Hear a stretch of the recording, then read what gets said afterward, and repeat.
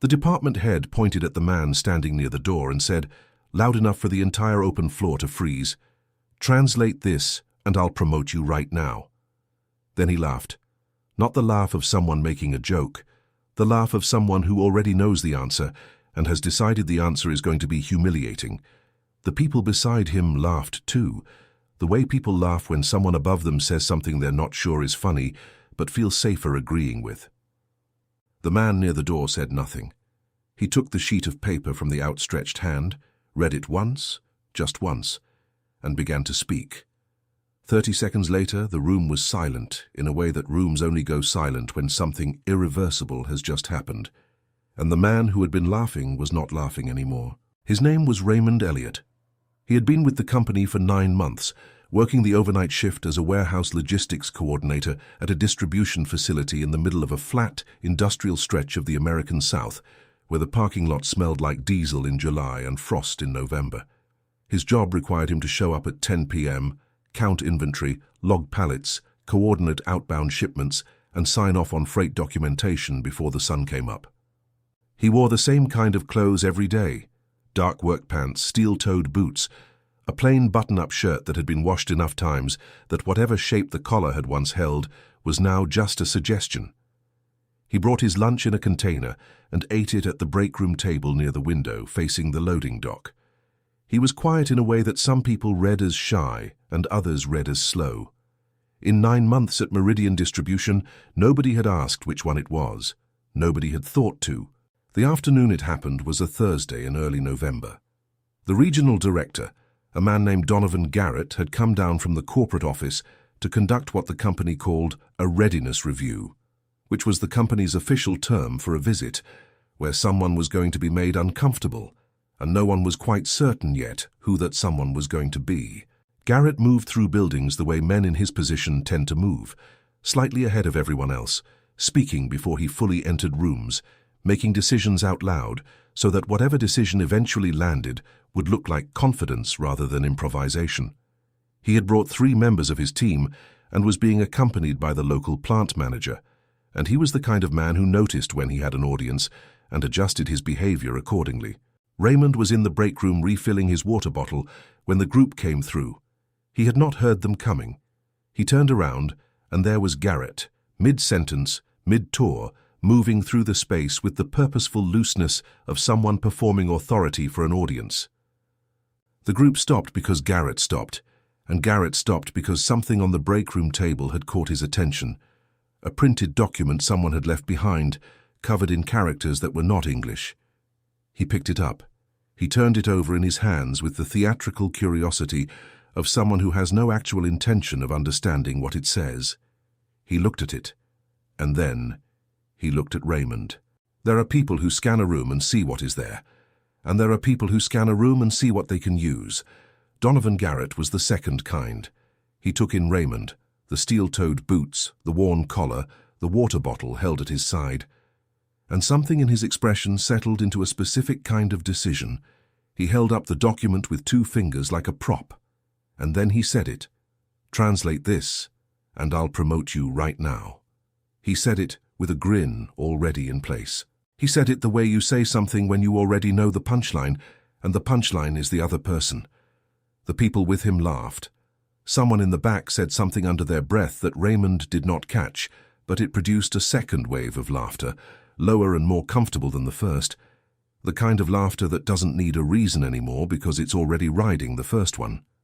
The plant manager, who was standing near the door, did not laugh. She said nothing. She watched. Raymond set his water bottle down on the counter. Slowly, without urgency, he held out his hand. Garrett, perhaps more out of surprise than any considered intention, handed him the paper. Raymond read it. His eyes moved across the page at the unhurried pace of someone reading something familiar, the way you read a street sign in your own neighborhood. The room had gone quiet in the way rooms go quiet when they realize the joke may not be landing the way it was supposed to. And then Raymond began to speak. He spoke first in Mandarin, rendering each paragraph with the kind of fluency that carries no accent to grab onto, the kind that sounds like thought rather than translation, the kind that makes it clear the language is not being retrieved but simply used. Then, without changing his tone or his pace, He switched to English.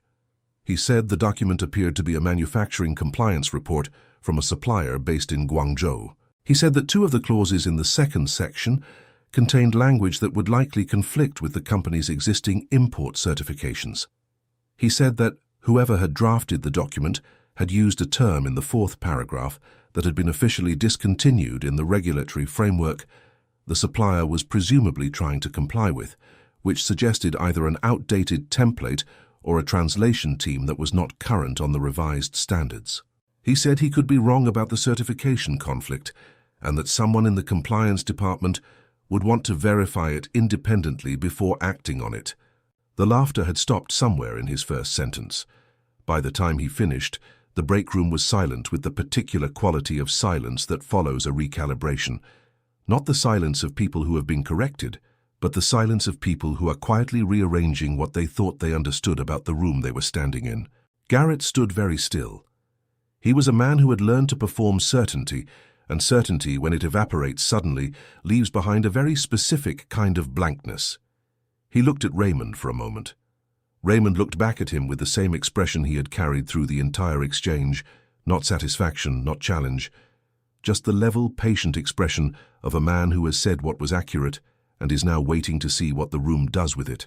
Raymond handed the document back. He picked up his water bottle.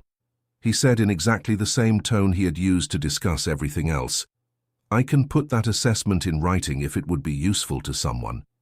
Then he walked out of the break room the same way he had been about to walk out before any of it started.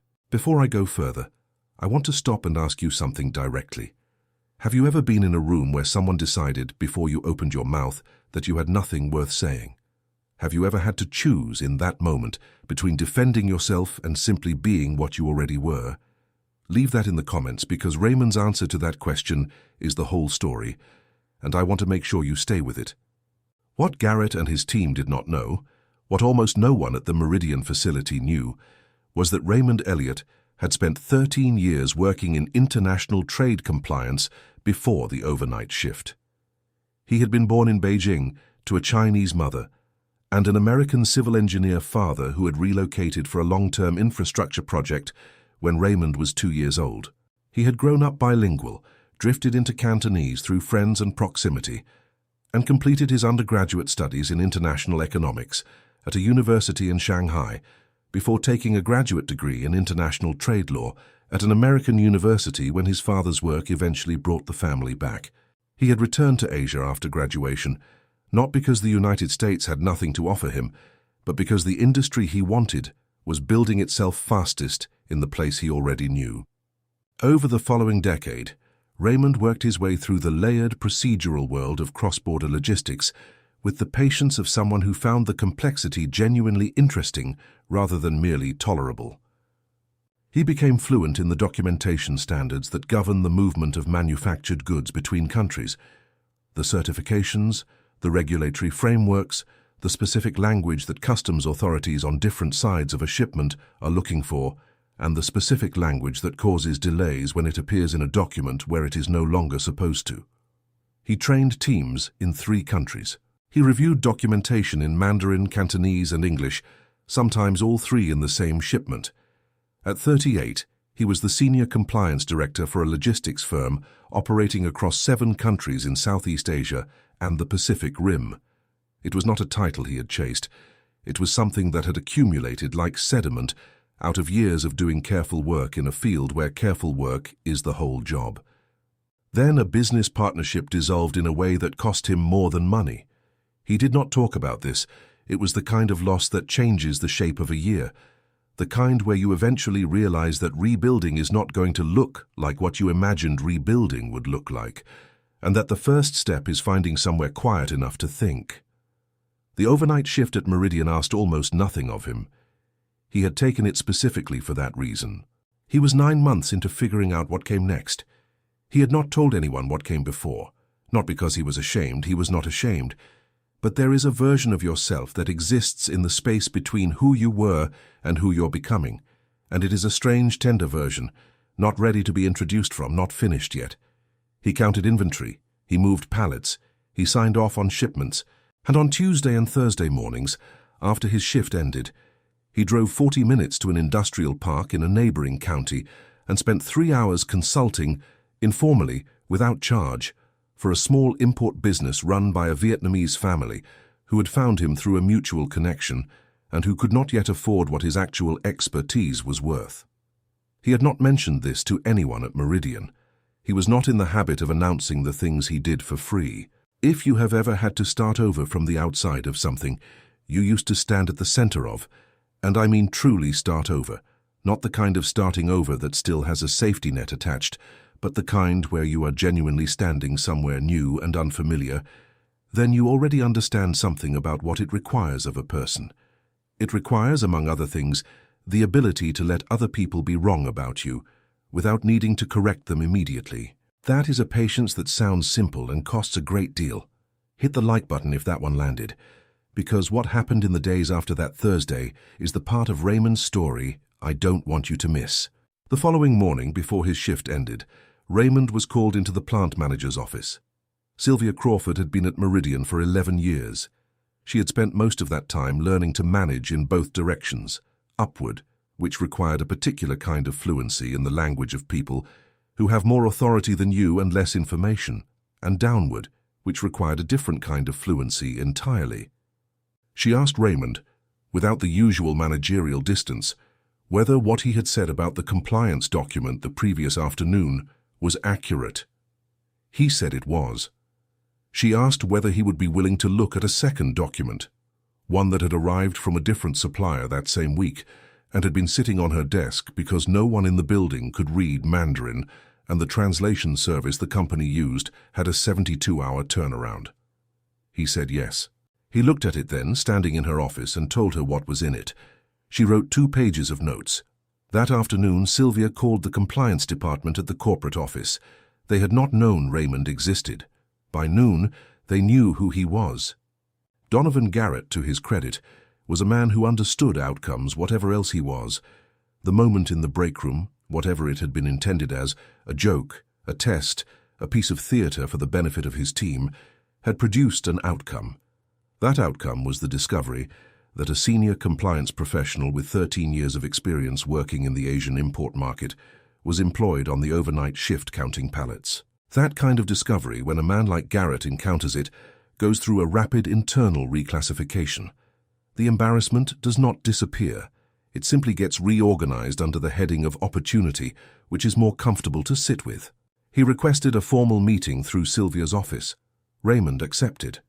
They met in the small conference room at the end of the facility, the one whose window faced the loading dock and filled with low afternoon light. Garrett arrived on time. Sylvia noticed this because he had been 7 minutes late to her own meetings twice that week. He came without his team. He had a folder. He asked Raymond to walk him through his background. Raymond did briefly, without emphasis or performance, the way you describe a road you have already traveled to someone who is only just learning that it exists. Garrett listened and asked 3 questions, all of them specific, all of them the questions of someone who had quietly prepared. At the end of the meeting, he made an offer. It was not the theatrical promotion he had dangled in the break room like a prop. It was a real role. Director of International Compliance for the Western region. It came with a salary that was substantially higher than what the overnight shift paid. It came with a team, a travel budget, and the expectation that Raymond would begin transitioning out of warehouse operations within 30 days. Garrett presented it in the measured, careful tone of someone who has recently learned that the person across the table from him is not who he assumed he was talking to, and who is trying to move forward in a way that does not require either of them to name that fact out loud. Raymond listened to all of it. He asked 2 questions. He said he would think about it overnight. Garrett, who was not accustomed to having his offers require overnight consideration, nodded. He said that was completely understandable. He seemed to understand, without needing it stated, that something about the balance of the room had shifted in a way that was not going to shift back. There was one more thing that happened before Raymond accepted the offer, and it is worth mentioning because it is the part of the story that tends to get left out when people summarize it later. The day after Garrett made the offer, before Raymond had given his answer, one of the members of Garrett's team who had been in the break room on Thursday stopped Raymond in the corridor near the loading dock. He was a younger man, maybe 27, with the careful posture of someone still working out how much space in a room he's allowed to take up. He said he had been there, in the break room. He said he had laughed along with everyone else. He said he wasn't sure why he was saying this, but he wanted Raymond to know that he hadn't thought it was funny afterward. Raymond looked at him for a moment. He said he appreciated that. He said it as though he meant it, which he did, because the man had come to find him and say it when he didn't have to. And that is the kind of thing that costs something even when it is small. They shook hands. The younger man walked away. Raymond watched him go, and then continued on to the locker room to collect his things. Raymond drove home after the meeting, made coffee in the small kitchen of the apartment he rented month to month, and sat at the table for a long time. Raymond drove home after the meeting, made coffee in the small kitchen of the apartment he rented month to month, and sat at the table for a long time. He was not thinking about the salary. He was not thinking about the title. He was thinking about the Vietnamese family at the industrial park, and whether the new role would leave him the flexibility to keep going on Tuesday and Thursday mornings. He decided it probably would. He also thought about the break room, not with anger, not with the particular satisfaction of being vindicated, but with the detached, almost meteorological consideration of something that had happened and passed.